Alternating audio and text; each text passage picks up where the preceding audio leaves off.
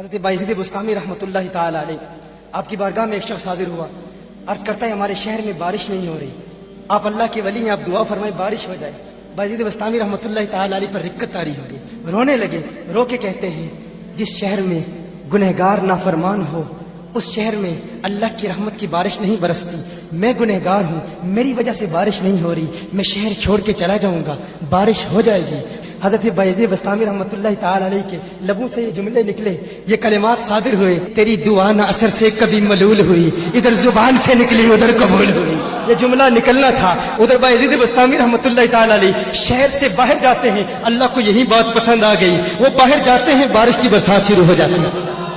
ڈرتے اتنا ہے، تقویٰ کا عالم کہ خود کو سب سے زیادہ گنہگار سمجھتے ہیں۔ کسی نے کہا کہ میری بیل کی دم اچھی ہے یا آپ کی داڑھی اچھی ہے؟ بایزید بستامی فرماتے ہیں اگر میری نجات ہو گئی میری داڑھی بہتر ہے، وگرنہ تیرے بیل کی دم ہی بہتر ہے۔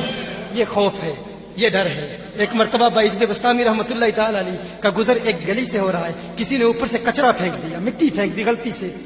بایزید بستامی رحمۃ اللہ تعالی علیہ اللہ کی بارگاہ میں عرض کرتے ہیں ہے اللہ، یہ جسم تو آگ برسائے جانے کے لائق تھا، ابھی تک خاک ہی برس رہی ہے۔ یہ تقویٰ ہے، یہ ڈر ہے، اس قدر ڈر، اس قدر خوف۔ غوث اعظم کا خوف کتنا ہے۔ غوث اعظم اللہ کی بارگاہ میں دعا کرتے ہیں میرے اللہ اگر آخرت میں عذاب کا مستحق ہوا تو مجھے اندھا اٹھانا، نیکوں کے سامنے بڑی شرمندگی ہوگی۔ یہ ڈر ہے غوث پاک کا، یہ خوف ہے غوث پاک کا۔ یہ ڈرتے ہیں، کس قدر ڈرتے ہیں، لیکن ان کے ڈر میں اور ہمارے ڈر میں فرق کیا ہے وہ فرق واضح کروں گا۔ حضرت حسن بصری رحمۃ اللہ تعالی علیہ اپنی توبہ کا واقعہ بیان فرماتے ہیں۔ وہ فرماتے ہیں کہ میں امیر کبیر شخص تھا، بہت امیر تھا، اور بصرہ کی گلیوں میں غریبوں کی خدمت کیا کرتا تھا۔ اچانک میں نے ایک حسین عورت کو دیکھ لیا اور میں اسے دیکھتا ہی رہ گیا۔ اس عورت نے مجھے کہا اما تشتہی، تجھے شرم نہیں آتی؟ میں نے کہا ممن، کس سے شرماؤں؟ اس نے کہا وہ جو آنکھوں کی خیانت کو دیکھتا ہے اور دلوں کے پوشیدہ رازوں کو جانتا ہے، تجھے شرم نہیں آتی؟ تجھے حیا نہیں آتی؟ کہا اس کا جملہ تو بہت بڑا تھا۔ حسن بصری اپنی توبہ کا واقعہ بیان فرما رہے ہیں، فرمایا اس کا جملہ تو بہت بڑا تھا لیکن وہ اتنی حسین تھی، ایسی خوبصورت تھی، میں پھر بھی مسلسل اسے دیکھتا رہا اور دیکھتا ہی رہ گیا۔ اور پھر آخر اس نے کہا کیوں بار بار مجھے دیکھتا ہے؟ میں نے اس عورت کو کہا کہ تیری آنکھیں اتنی خوبصورت ہیں کہ تیری جھیل جیسی آنکھوں میں ڈوبنے کا جی چاہتا ہے۔ اس عورت نے کہا اچھا تو ایسی بات کرتا ہے، تو یہاں انتظار کر۔ وہ عورت اپنے گھر میں چلی جاتی ہے، تھوڑی دیر کے بعد کہا میں انتظار کر رہا تھا، تھوڑی دیر کے بعد اس کی خادمہ آتی ہے، اس کے ہاتھ میں ایک تشت ہے اور اس تشت کے اندر اس پر ایک کپڑا ہے۔ کہا میں نے کپڑا اٹھایا تو اس میں اس کی 2 آنکھیں تھیں۔ اس نے اپنی 2 آنکھیں نکال کے اپنی خادمہ کو دے دی کہ اس کی وجہ سے اس کا دل دین سے دور ہوا ہے، مجھے یہ آنکھیں نہیں چاہیے۔ کہا اس پر ایک کاغذ تھا، کاغذ پر لکھا ہوا تھا مجھے ایسی آنکھوں کی ضرورت ہی نہیں جس سے ایک مرد فتنے میں مبتلا ہو جائے۔ میری بہنیں جو اس گفتگو کو سن رہی ہیں ان کی بارگاہ میں بھی عرض ہے، وہ بہنیں جو گھنٹوں آئینے کے سامنے کھڑی رہتی ہیں فقط اس نیت سے کہ اپنے بالوں کو یوں سنواریں کہ مردوں کو فتنوں میں مبتلا کریں، یا کسی دکان میں جا کر کپڑے خریدتے وقت ان کے ذہن میں فقط یہی خیال ہوتا ہے ایسے کپڑوں کا انتخاب کریں گی کہ جن سے مردوں کو فتنے میں مبتلا کریں۔ یہ بھی امت کی بیٹی ہے جس کی ایک ادا سے ایک شخص ولی کامل بن گیا، حسن بصری بن گیا۔ حسن بصری فرماتے ہیں جب اس کی آنکھیں دیکھی میں تحکم کھو بیٹھا، میں زارو قطار رو رہا تھا، روتے ہوئے میں گھر چلا گیا، پوری رات میں روتا رہا، پوری رات توبہ کرتا رہا، استغفار کرتا رہا۔ حسن بصری فرماتے ہیں فجر کی اذان سنی، اچانک خیال آیا اس عورت کا شکریہ تو ادا کروں کہ جس نے اپنی آنکھیں میرے لیے، میرے دین کے لیے، میرے ایمان کے لیے اور توبہ پر استقامت کی خاطر قربان کر دی۔ کہا میں اس کے گھر گیا، جو ہی اس کے گھر پہنچا تو ادھر اس کا جنازہ نکل رہا تھا، اس کی موت واقع ہو چکی تھی۔ کہا میں رات گھر آیا، میں رات سو گیا، میری آنکھ بند ہوئی، میں نے اس عورت کو خواب میں دیکھا، میں نے کہا کوئی نصیحت کر۔ اس عورت نے کہا کہ جب تنہائی میں ہو اللہ کا ذکر کرتے رہو، اور جب صبح کرو تو استغفار کرو، شام کے وقت استغفار پڑھو۔ کہا میں نے اس وقت توبہ کر لی، ایک عورت میری توبہ کا سبب بنی، ایک عورت کی وجہ سے مجھے توبہ پر استقامت ملی۔ یہی حسن بصری پھر وہ واقعہ بھی آتا ہے، وہ دور بھی آتا ہے، ان کا ڈر کتنا ہے،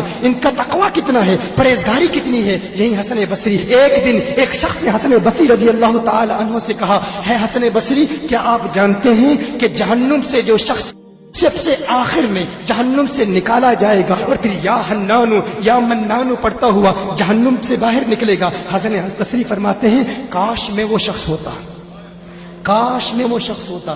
کہا گیا کہ جو جہنم سے سب سے آخر میں نکلے گا، ہزاروں سال جہنم میں رہے گا، یا حنان یا منان بڑھتا ہوا جہنم سے باہر نکلے گا۔ کہا کاش میں شخص ہوتا۔ انہوں نے کہا حضرت آپ کیا فرما رہے ہیں کہ آپ جہنم میں جانا چاہتے ہیں؟ آپ تو بزرگ ہیں، اللہ کے ولی ہیں۔ کہا تم میری بات نہیں سمجھے، وہ جو جہنم سے نکالا جائے گا کم از کم نکلنے کی ضمانت تو ہے، اس سے یہ تو پتا چل رہا ہے کہ ایمان پر موت واقع ہوگی، مجھے اپنے ایمان کی ضمانت نہیں ہے۔ میں نے اس لیے کہا کہ اگر مجھے یہ ضمانت بھی مل جائے کہ میں وہ ہوں تو وہ بھی مجھے قبول ہے، کم از کم ایمان تو سلامت لے کے جاؤں۔ میں کہتا ہوں اللہ فرماتا ہے خوف نہیں ہے، ڈر نہیں ہے، پھر فرماتا ہے یہ ڈرتے بھی ہیں، یہ ڈرتے بھی ہیں، لیکن ان کے ڈر اور ہمارے ڈر میں فرق کیا ہے؟ ان کے ڈر اور ہمارے ڈر میں فرق کیا ہے؟ وہ ایک سے ڈرتے ہیں، کسی دوسرے سے نہیں ڈرتے۔ فرق کیا ہے؟ وہ ایک سے ڈرتے ہیں، ایک سے ڈرتے ہیں، کسی دوسرے سے نہیں ڈرتے۔ ہم اس ایک سے نہیں ڈرتے، اسی لیے ہر ایک سے ڈرتے ہیں۔ یہ فرق ہے، ہم اس ایک سے نہیں ڈرتے اسی لیے ہر ایک سے ڈرتے ہیں۔ اسی لیے کبھی سیاستدانوں کے دروازوں پر دستک دیتے ہیں، کبھی مقتدر لوگوں کے پاس جاتے ہیں، کبھی مخیر لوگوں کو تلاش کرتے ہیں، کبھی مالداروں کو تلاش کرتے ہیں اور ان کے دروازوں پر دھکے کھاتے ہیں۔ در در دیے در در نالوں در بن جا ایک دردا، در در دیے در در نالوں در بن جا۔ در در اب جانتے ہیں اس کا مطلب کیا ہے، اور در کا مطلب بھی کیا ہے؟ در در دیے در در نالوں در بن جا ایک دردا، چول کتا کیوں خویندائیں در بن وقتاں وردا، در بن وقتاں وردا۔ بس اس ایک سے ڈرو، پھر کسی کا ڈر نہیں، پھر کسی کا غم نہیں، پھر کوئی پریشانی نہیں۔ محترم احبہ، اللہ کے ولیوں کے قرب کا ایک فائدہ آپ کی گوش گزار کیا، وہ کیا ہے کہ آپ کبھی گمراہ نہیں ہوں گے۔